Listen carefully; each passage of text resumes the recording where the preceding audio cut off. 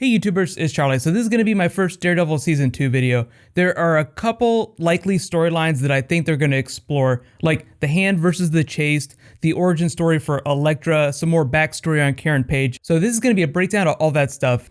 Just like Steven DeKnight did with Daredevil Season 1, they're probably going to pull a bunch of different comic book stories or elements from different stories and use them to create something new.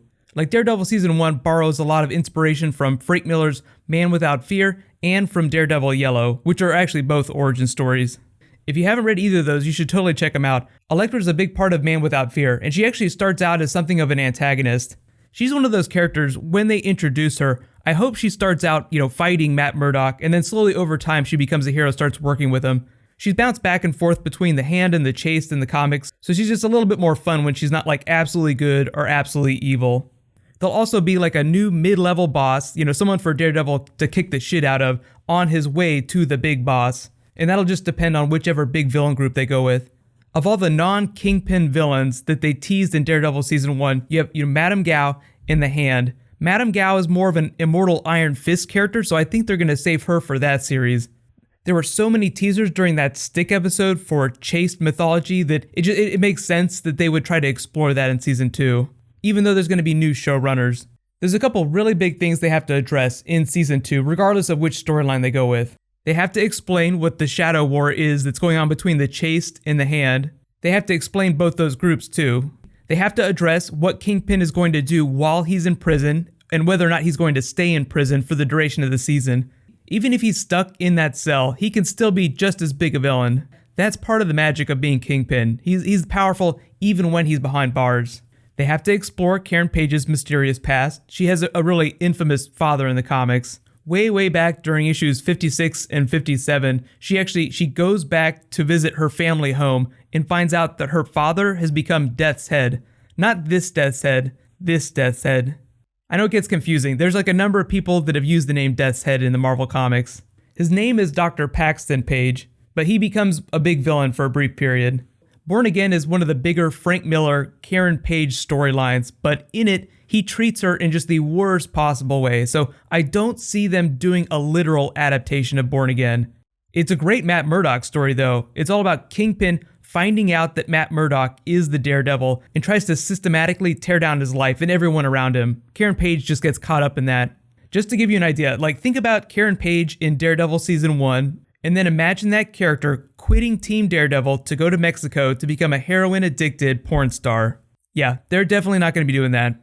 The reason Kingpin found out Daredevil's identity in that storyline is because Karen Page was looking for money and sold out his identity to the highest bidder. So you can see that's pretty terrible. I love the idea of Karen having a really troubled past and them exploring it, but I think that she is going to be staying on Team Daredevil for a long time. They're not going to break the team up right after putting it together. Daredevil's identity getting out, that's actually a pretty logical place to go. Season 2 of the show will be released right around the time Captain America Civil War comes out in theaters. A big part of that movie is going to be people with powers, the government finding out who they are, figuring out what they're going to do with them. Thematically, you have the human-based story, so you have Matt Murdock's identity, Karen Page's past, then you have the more mystical elements that they'll probably start weaving in, Hand versus Chased, demonic possession. I don't expect to see Hellspawn Matt Murdock at any time soon. He had a demonic doppelganger during the Fall from Grace storyline that he had to battle. I could imagine a version of that storyline though, the Fall from Grace storyline, just because it involves Matt Murdock trying to stop a virus from getting out. It's a psychic virus, so they might twist that aspect just a little bit, but you get the idea. Matt Murdock battling his own inner demons. Even though him literally battling his demons is a little more comic booky than I think they're going to go. Daredevil, at its core, is still going to be crime drama. So, as crazy as things get in the Marvel Universe, I think they'll try to keep it as grounded as possible. So if they do a big Hand storyline and they do Elektra, Kirigi is a big Elektra villain, so they might do him. He's immortal in the comics, but obviously, you don't have to do crazy makeup for him. He can still look like a human. There's also characters like Gorgon they could do, other Hand-based characters. There was even a period during the Shadowland comics where Kingpin took over the Hand and used them to retain his status as crime boss of New York. Kingpin has to get out of that jail somehow. And, Daredevil Season 1, big origin story for the Kingpin as much as it was for Daredevil. They have confirmed a few things about the Season 2 cast, which kind of gives you an idea of which characters they're going to focus on. So Rosario Dawson is coming back as well as all the main characters. That means that we'll probably see Claire Temple take on more of her role as night nurse. helping out other vigilantes beyond Daredevil. So she'll probably, expand her operation, her extracurricular activities. But just looking at the amount of room they have in 13 episodes to explore characters in a really meaningful way, I think there's only room for like one new big hero, and that's why I'm hoping Elektra comes in. I know everyone wants to see Bullseye, but I just feel like Elektra would be more fun because she could start as a villain, and then by the end of the series, she could be a hero. You see how like so many elements from the Hand organization work with Elektra's character, Kingpin, and Daredevil without having to add like a whole bunch of other characters. The Hand, the Chase, and Daredevil between them all try to get their hands on a bioweapon, like in Fall from Grace. And while that's going on, the Hand tries to destroy the Chase. Team Daredevil, of course, getting caught up in everything, with, maybe like Karen Page's family having ties to some villain organization. One of the better limitations of TV series, which I actually think is a good thing, is that all the elements, all the characters have to, kind of converge on each other by the end of the season. Like if you do a Karen Page storyline and her father is Death's head, he just can't go off in his own direction and just, kind of trail off into the distance.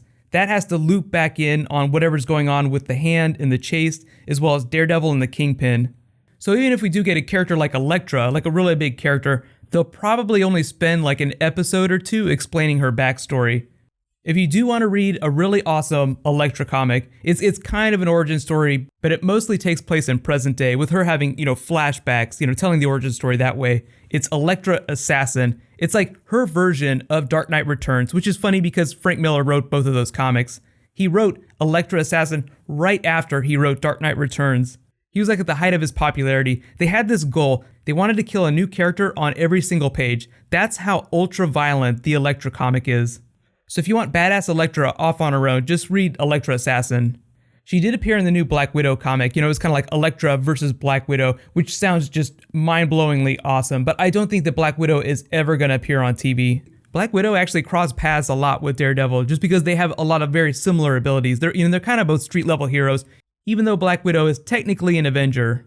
It's just that Scarlett Johansson probably not going to appear on a TV series anytime soon, even like a prestige Netflix series. That's not like etched in stone or anything, but Captain America Civil War is shooting right now, and they'll be shooting that, promoting it, and doing reshoots for pretty much all this year while Daredevil Season 2 is filming. So the bad news is, don't expect a whole lot of Avengers appearing on Daredevil, but I do think they'll slowly start referencing the Marvel Cinematic Universe more. They dropped a whole bunch of references to the Chitauri invasion from the first Avengers film in Season 1. Most of the Easter eggs, though, will be for Daredevil-specific storylines in the comics. I know everyone was totally wondering why the Avengers Tower didn't appear in Daredevil that much. Mostly, I think it was from a CG perspective. They just didn't want to have to spend the extra money on it. They didn't want to have to deal with that. Now that Age of Ultron has been released and the universe knows where it is. I mean, they're both, Hell's Kitchen is like right next to Midtown. I think there'll be at least one or two jokes about it, at least about the Avengers. The other really big rumor that's been going around lately is Defenders characters appearing in the Marvel films. I know everyone wants to see like a cameo in Captain America Civil War. I think it's more likely that Defenders characters would appear in Avengers Infinity War in some way. There are clauses in the TV actors' contracts that allow them to appear in the films. They don't get paid extra money though, or they get paid like very little money. The opposite is not true for the film actors. The Avengers characters don't have any kind of clauses that require them to go on TV. So if Marvel wanted film actors to go on the TV shows, they'd have to sign new contracts with them, and it'd probably be crazy expensive unless the actors waived a lot of their fees. There was actually a big Marvel film actor that waived his contractual rights to appear in a cameo in Age of Ultron. Tom Hiddleston appeared as Loki even though the scene was cut out. He had to waive part of his contract to make the appearance. He did it as a favor to Joss Whedon. It's not like they were paying him a dump truck of money. It's just that, Avengers typically have 6 films on their contracts, and Tom Hiddleston was already maxed out based on the future films that he's going to be in. Those films include Thor 3 Ragnarok, he's obviously going to be a big part of that, and then both Avengers Infinity War films. It's always funny to hear about, stories with Marvel trying to negotiate with actors for roles, and why certain actors don't appear in certain films. But Kevin Feige actually just announced that a couple unnamed, he didn't say who, he said a couple Avengers characters re-upped their contracts through Phase 4.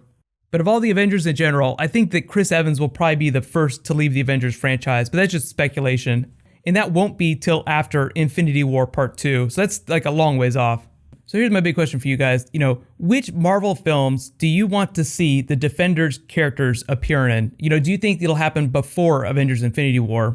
What I'm probably going to do for my next Daredevil bonus video is do like a character video, like something for Elektra, like Elektra's history in the comics, or my favorite Elektra storylines.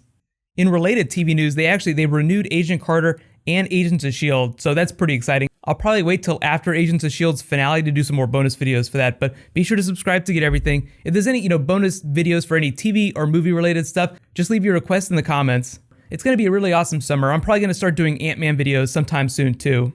So while you guys wait for all that stuff to drop, you can click here to learn all about Captain America Civil War. There are some Age of Ultron spoilers in that video, just in case you haven't seen the movie. And you can click here for all my Daredevil videos. Thank you so much for watching, everybody. Let's high five. I'll see you guys tomorrow.